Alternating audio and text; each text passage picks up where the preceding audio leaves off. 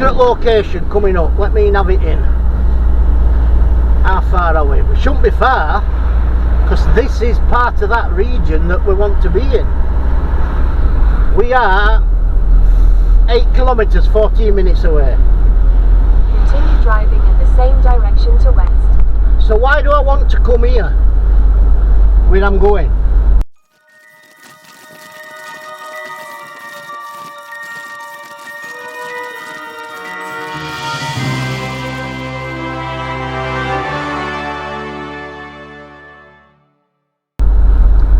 I've probably already told you now, entitled where it is we're going. But it's somewhere that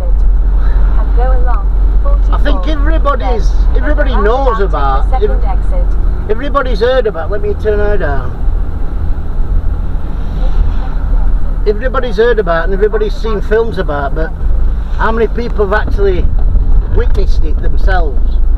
Gone in them rooms and seen all the things.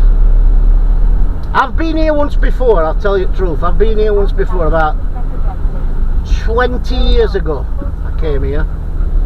And they were just building a visitors centre thing so you could go. But when I came there were nobody here.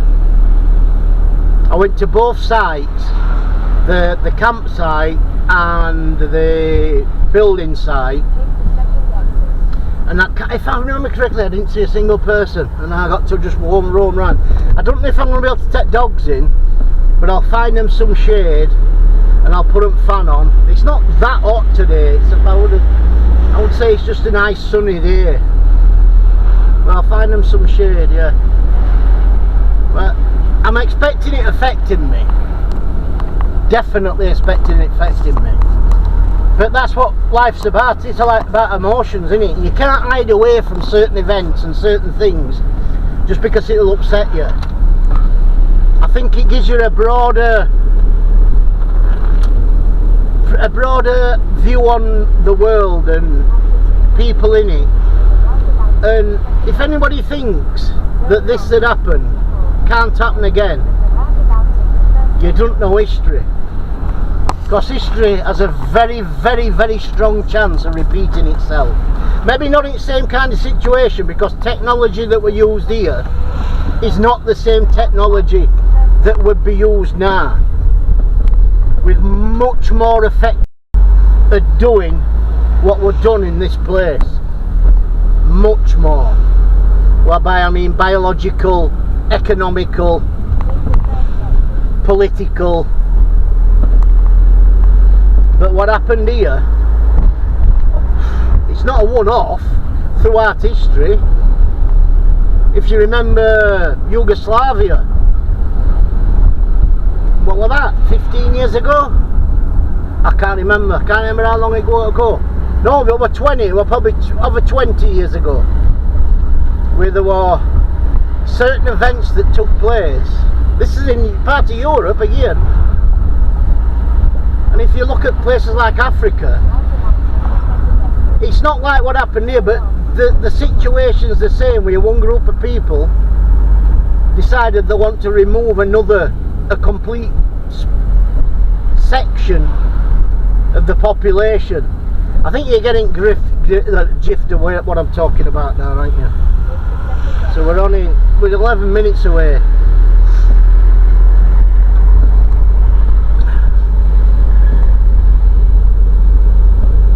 But there's something else I want to point out here. There's one section of the population of this world that have come across that they were the only people, but they've come across as the main people who either instigated it or were victims of it. But it wasn't just one nation. There were multiple nations that participated in this thing, and there were multiple categories of people that suffered at this thing. There was the disabled, there was the old, there was the infirm, there was the Romani, the travellers. They suffered at this. Russians, political opponents of the situation at this time. But also we need to remember that we can cast doubt on people saying they didn't know what were happening. But there wasn't any social media then. There wasn't any independent news. It was government organised news organisations, as in on radio and on black and white tellies, and it was politically motivated newspapers that needed permission to exist. So it's hard to comprehend, and it's hard to comprehend the situation that Germany were in at that time when this all started. They'd lost the First World War. Then the best way to get a group of people to act together is to find a common enemy, or to rally around the flag, rally around the nationalism, or find a common enemy. And at this time in Europe,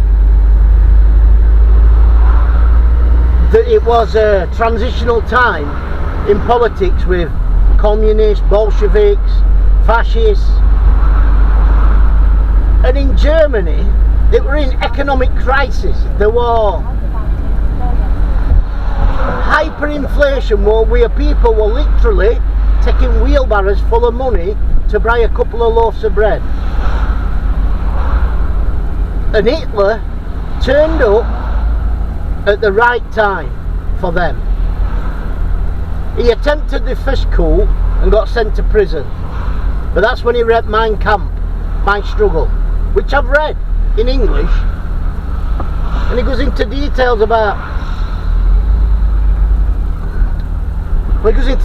lots of things, but mainly he goes into details about, he blames Jews for it all. He blames bankers, and banking system and money system were all run by Jews, which it was at that time. The Jewish population were an affluent group, and they were rife across Europe. So he found a common enemy in that. But that wasn't his main goal. His main goal was to stop communism in Germany rising, because it was rising. He failed on his first coup, and then he became the, I can't remember, Chancellor, he became the Chancellor of Germany, but he became the leader of the Socialist Workers' Party. And then the Reichstag got burnt down, and all these things happened, all these things fell into place for him to become Hitler that we know of now. But I've also been to Israel, right, and there's a museum in Israel about all this place and what happened. And there's some letters on wall, and I still remember this is 20 odd years ago. I still remember there's letters on wall in that museum in Israel. If I get a chance, I'm going to go back again.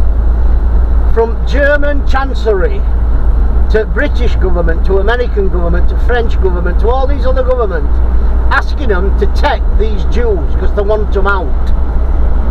They don't care where they go, they just want them out. This is before war starts. They just want them out of Germany. And we all refused. We took a few hundred, a few thousand. And then they were going to send them all to Palestine, because we still controlled Palestine at that time. Anyway, I'm going to stop rambling now, because we're about 5 minutes off. And yeah, so I'll carry on rambling because we're 5 minutes off. And this place we were going to go, it started off as a work camp, free labour. But what they told all Jews, it wasn't just in Germany that came here, from all over Europe that they came here.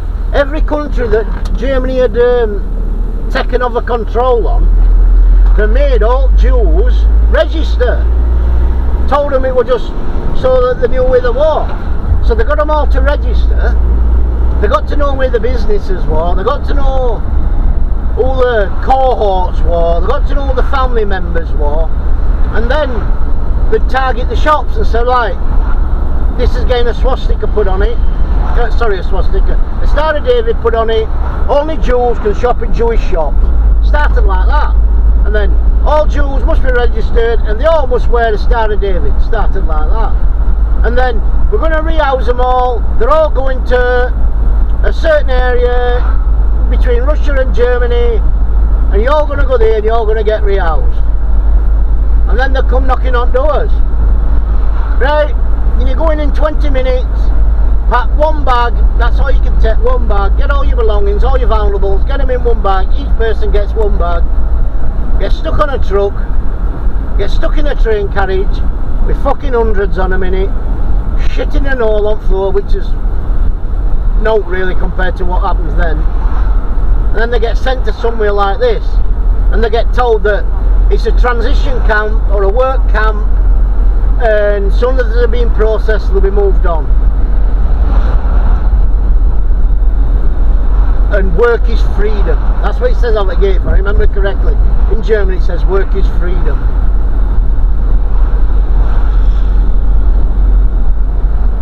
And then if you're disabled,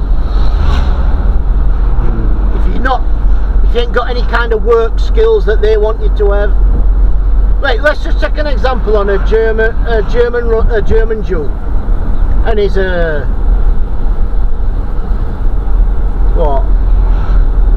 shoe mender. So before war, Hitler gets into power, and all Jews have to register and go on this register. So they're thinking, it's not too bad, yeah. They went, how bad can it get?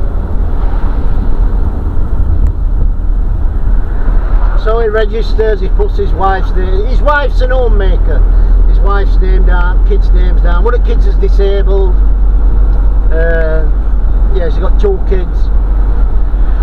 So then, 6 months later, he gets one of brown shirts, coming to his shop, putting a Star of David outside his shop and saying, you can now only serve Jews.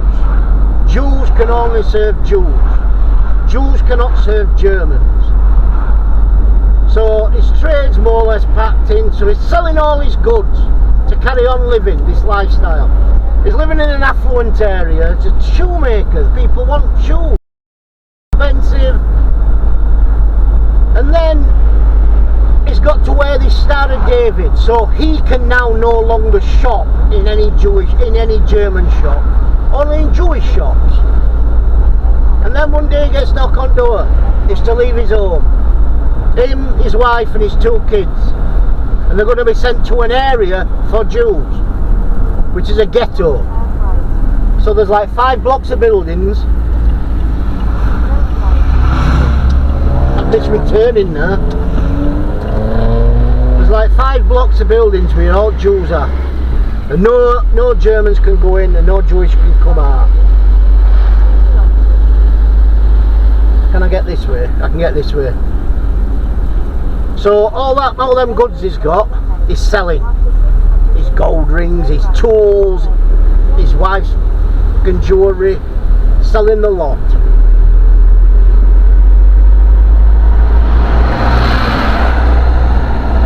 So then doctors come and they're checking everybody and they're saying, what's happening, what's happening? Oh, well, we're shipping you out, we're shipping you to this land. There's some land between Germany and Russia, all Jews, it's going to be Jew land. So they get shipped out on these trains,